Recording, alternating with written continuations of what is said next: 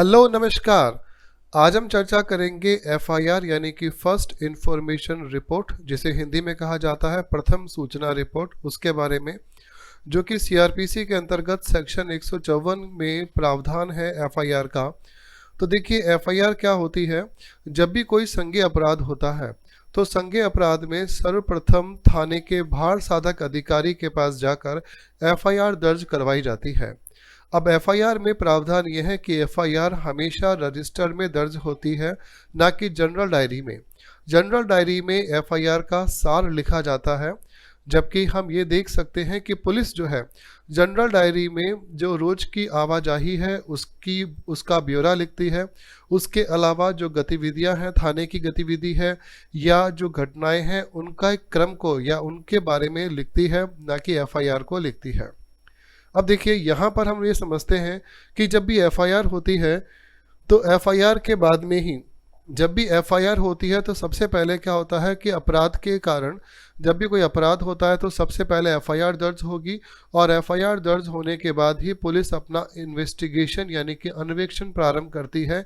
बिना एफआईआर दर्ज करे पुलिस इन्वेस्टिगेशन प्रारंभ नहीं करती। संज्ञेय अपराध होते हैं तभी जो है पुलिस एफआईआर दर्ज करेगी, ऐसा उच्चतम न्यायालय का आदेश है। यानी कि पुलिस को सबसे पहले ये देखना होता है कि मामला एफआईआर का बनता है कि नहीं है, यानी कि संज्ञेय अपराध हुआ है या नहीं हुआ है। अगर असंज्ञेय अपराध है तो पुलिस एफआईआर दर्ज ना करके एनसीआर यानी कि नॉन कॉग्निजेबल रिपोर्ट जो है वो दर्ज करती है और मामला मजिस्ट्रेट के पास में भेज दिया जाता है। अब यहाँ पर ये समझना होगा कि आखिर एफआईआर क्या है। तो देखिए एफआईआर का मतलब है कि जब भी कोई आपराधिक घटना होती है तो किसी भी आपराधिक घटना के संबंध में पुलिस के पास कार्यवाही के लिए दर्ज की गई सूचना को प्राथमिक या प्रथम सूचना रिपोर्ट एफआईआर कहते हैं। भारत में किसी भी व्यक्ति के द्वारा शिकायत के रूप में प्राथमिक की दर्ज कराने का अधिकार प्राप्त है। यानी कि कोई भी व्यक्ति जिसके ऊपर कोई भी आपराधिक कृत्य हुआ है या अपराध हुआ है, वह व्यक्ति पुलिस में जाकर पुलिस थाने के भार साधक अधिकारी को एफआईआर दर्ज करवा सकता है। अब यहाँ पर ये होता है कि ये जरूरी नहीं है कि एफआईआर तत्काल करवाई जाए। अगर एफआईआर दर्ज करवाने में थोड़ा विलंब भी हो जाता है तो अल्पकालीन विलंब को अनावश्यक देरी नहीं माना जाएगा, ऐसा उच्चतम न्यायालय के निर्देश है। और पुलिस थाने का भार साधक अधिकारी एफआईआर दर्ज कराने के बाद में उस मामले की तहकीकात या उस मामले में अन्वेषण का कार्य प्रारंभ कर देता है। और यहाँ पर हम एक बात को महत्वपूर्ण रूप से देखेंगे कि जब भी संज्ञेय अपराध होता है तो संज्ञेय अपराध के किए जाने से संबंधित प्रथम इत्तला यदि पुलिस थाने के भार साधक अधिकारी को मौखिक दी गई है तो उसके द्वारा या उसके निर्देशन में लेखबद्ध कर ली जाएगी और इत्तला देने वाले को पढ़कर सुनाया जाएगा। प्रत्येक ऐसी इत्तला पर, चाहे वह लिखित रूप में दी गई हो या मौखिक रूप में, लेखबद्ध कर उस व्यक्ति के द्वारा हस्ताक्षर किए जाएंगे जो उसे दे रहा है। उसका सार ऐसी पुस्तक में जो उस भार साधक अधिकारी के द्वारा ऐसे रूप में रखी जाएगी जिसे राज्य सरकार इस निमित्त विहित करे प्रविष्ट किया जाएगा। देखिए उड़ीसा हाईकोर्ट का एक मामला सामने आया था जिसमें उड़ीसा हाईकोर्ट ने यह अपना निर्णय दिया था कि डॉक्टर अगर कोई भी मेडिकल रिपोर्ट देता है तो पुलिस थाने का भार साधक अधिकारी डॉक्टर की रिपोर्ट के आधार पर एफआईआर दर्ज करने के लिए बाध्य नहीं होगा। उसके अलावा एक अन्य मामले में ये देखा गया कि रोगियों के बीच में कोई मारपीट की घटना हुई और किसी रोगी के द्वारा फ़ोन पर एफआईआर दर्ज कराने की बात सामने आई थी, जिसमें पुलिस ने फ़ोन पर एफआईआर को दर्ज करने से मना कर दिया क्योंकि मौखिक रूप से एफआईआर दर्ज नहीं कराई जा सकती। एफआईआर हमेशा लिखित रूप में जो है वो दर्ज की जाएगी। अब यहाँ पर ये बात सामने आती है कि यदि कोई व्यक्ति मौखिक रूप से एफआईआर करता है तो वह थाने का भार साधक अधिकारी घटनास्थल पर जाएगा और उस व्यक्ति के द्वारा कही गई बात को लिखबद्ध करेगा और उसके बाद में ही अन्वेषण का कार्य प्रारंभ होगा। यानी कि मौखिक एफआईआर जो है वो कभी भी एफआईआर नहीं मानी जाती है। अब देखिए यहाँ पर एक महत्वपूर्ण बात को हम समझते हैं कि हरियाणा राज्य वर्सेस चौधरी भजनलाल AIR 1993 का केस था, जिसके अंतर्गत उच्चतम न्यायालय की वाद में कहा गया कि जब किसी व्यक्ति के द्वारा पुलिस अधिकारी को कोई संज्ञेय अपराध घटित होने की प्रथम सूचना दी जाती है तो पुलिस अधिकारी को ऐसी सूचना को अभिलिखित करना ही होगा। यानी कि पुलिस हमेशा इस प्रकार की जो एफआईआर होती है, एफआईआर को हमेशा रिकॉर्डबद्ध करेगा, अभिलिखित करेगा और उसी के बाद में अपना अन्वेषण कार्य प्रारंभ करेगा, यानी कि इन्वेस्टिगेशन करेगा। अब देखिए एक और प्रावधान दिया गया है जिसको हम लोग जिसके बारे में हम चर्चा करेंगे सीआरपीसी की धारा 219 के अंतर्गत। सीआरपीसी की धारा 219 ये कहती है कि यदि किसी भी व्यक्ति ने कोई अपनी एफआईआर दर्ज करा दी है और उस पर पुलिस का विचारण, यानी कि पुलिस जो है अपनी कार्रवाई अन्वेषण का कार्य चल रहा है और उसी प्रकार का कोई अपराध वह व्यक्ति किसी अन्य स्थान पर कर देता है और अन्य स्थान पर उस व्यक्ति के ऊपर कोई एफआईआर दर्ज हो जाती है, तो यहाँ पर यह माना जाएगा कि अगर वही व्यक्ति दो अपराध करता है, यानी कि उसी प्रकार का अपराध अन्य स्थान पर करता है, तो बाद वाली जो एफआईआर है वो समाप्त नहीं होगी, यानी कि उसकी भी वैलिडिटी मानी जाएगी। तो इस प्रकार से अगर दो एफआईआर हैं तो पहली वाली एफआईआर भी मान्य होगी और दूसरी एफआईआर भी मान्य होगी। ऐसा प्रावधान सीआरपीसी की धारा 219 में बताया गया है। बलात्कार संबंधी मामले के अंतर्गत हम ये देखते हैं कि आईपीसी की धारा 228 ए में ये प्रावधान दिया गया है कि न्यायालय विचारण जो है हमेशा बंद कमरे में करेगा, यानी कि जो ट्रायल होगी वो हमेशा बंद कैमरे में होगी। अब बंद कैमरे का मतलब यहाँ पर यह है कि यहाँ पर उसकी सुरक्षा का या संरक्षण का पूर्ण रूप से ध्यान रखा जाएगा, गोपनीयता रहेगी और महिला के संबंध में किसी भी बात को उजागर नहीं किया जा सकता, ऐसा उच्चतम न्यायालय के आदेश है।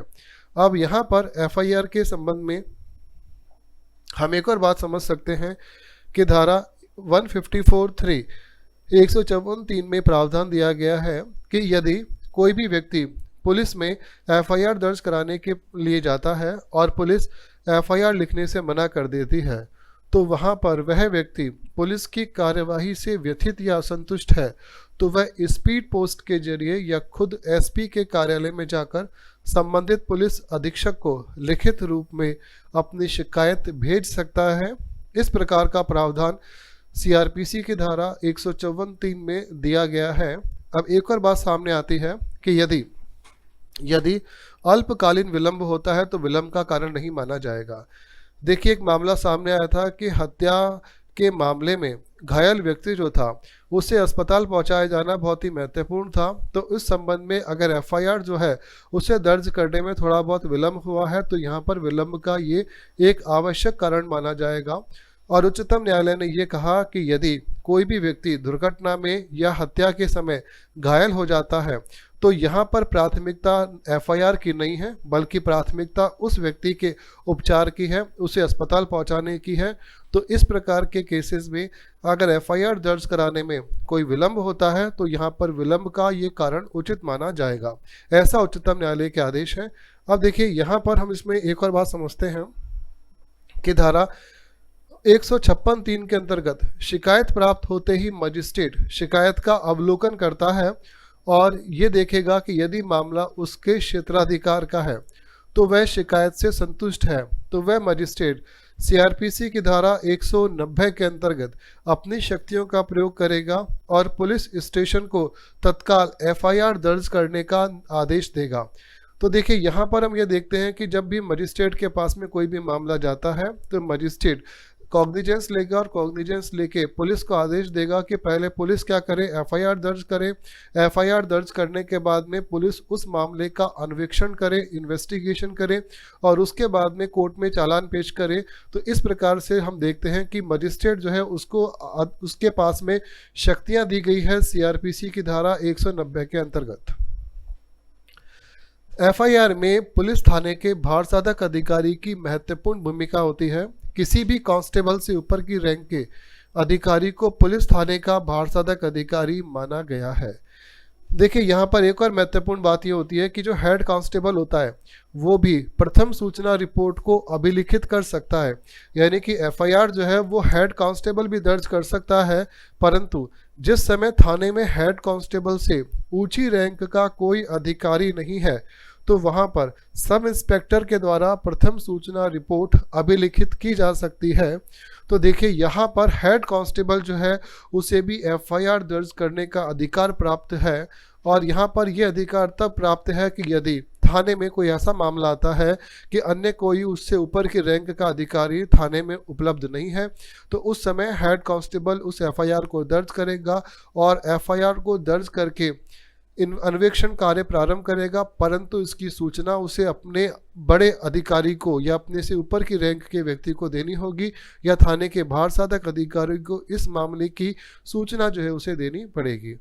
तो ये था आज का हमारा एफआईआर के बारे में बहुत ही महत्वपूर्ण क्लास, जिसके बारे में हमने चर्चा की कि आखिर एफआईआर क्या है और एफआईआर यानी कि प्रथम सूचना रिपोर्ट में क्या क्या प्रावधान दिए गए हैं, और पुलिस अपना अन्वेषण कार्य एफआईआर दर्ज कराने के बाद में करती है। इसका मतलब है कि यहाँ पर देखिए एक बात और हम ये समझ सकते हैं कि एफआईआर एक मौलिक साक्ष्य नहीं होता, यानी कि एफआईआर जो है वो एक मौलिक साक्ष्य नहीं है, केवल एक प्रक्रिया है। और एफआईआर दर्ज कराने के बाद में ही पुलिस अपना इन्वेस्टिगेशन का कार्य प्रारंभ करती है। एफआईआर के बारे में एक बहुत ही महत्वपूर्ण बात है जिसको आपको समझना होगा कि एफआईआर हमेशा स्पष्ट होनी चाहिए और असंदिग्ध होनी चाहिए, यानी कि उसमें तथ्यों को किसी भी प्रकार से छुपाया नहीं गया हो, स्पष्ट रूप से हर बात को बताया गया हो। तभी पुलिस क्या करेगी, अपना इन्वेस्टिगेशन करेगी, अन्वेषण कार्य करेगी। पुलिस को सबसे पहले ये देखना होता है कि मामला संज्ञेय अपराध का बनता है या नहीं बनता। उच्चतम न्यायालय ने पुलिस को निर्देश दिए हैं कि यदि मामला संज्ञेय अपराध का नहीं है तो पुलिस कोई जल्दबाजी नहीं करेगी और एफआईआर को दर्ज नहीं करेगी। ऐसा मामला मजिस्ट्रेट के पास में भेज दिया जाएगा और मजिस्ट्रेट के हस्तक्षेप के बाद में ही या मजिस्ट्रेट के आदेश के बाद में ही पुलिस एफआईआर दर्ज करेगी। तो एफआईआर यानी कि प्रथम सूचना रिपोर्ट किसी भी अपराध पर जो भी पुलिस की कार्रवाई होती है उसकी प्रारंभिक प्रक्रिया है जो बहुत ही महत्वपूर्ण है। बिना एफआईआर के पुलिस अन्वेषण कार्य प्रारंभ नहीं कर सकती है, और यदि एफआईआर दर्ज कराने में किसी भी प्रकार का कोई विलंब होता है या अल्पकालीन विलंब है तो ये विलंब का कारण जो है वो नहीं माना जाएगा और एफआईआर यथायोग्य रहेगी और एफआईआर के ऊपर पुलिस अपनी कार्रवाई प्रारंभ करेगी। तो संज्ञेय अपराधों के मामलों में एफआईआर बहुत ही महत्वपूर्ण होती है। तो ये आज का हमारा चर्चा का विषय है, आज की क्लास का हमारा विषय एफआईआर है। उम्मीद है आपको आज का वीडियो, आज की जानकारी बहुत ही लाभप्रद रही होगी। हमारे वीडियो को ज़्यादा से ज़्यादा शेयर कीजिए, ज़्यादा से ज़्यादा लाइक और कमेंट कीजिए, अपने कमेंट बॉक्स में अपने विचारों को प्रस्तुत कीजिए ताकि हम इस प्रकार से अन्य टॉपिक आपके लिए लेके आते रहें और आपको ज़्यादा से ज़्यादा कानून की जानकारी देते रहें। फिर मिलेंगे, धन्यवाद। Thank you.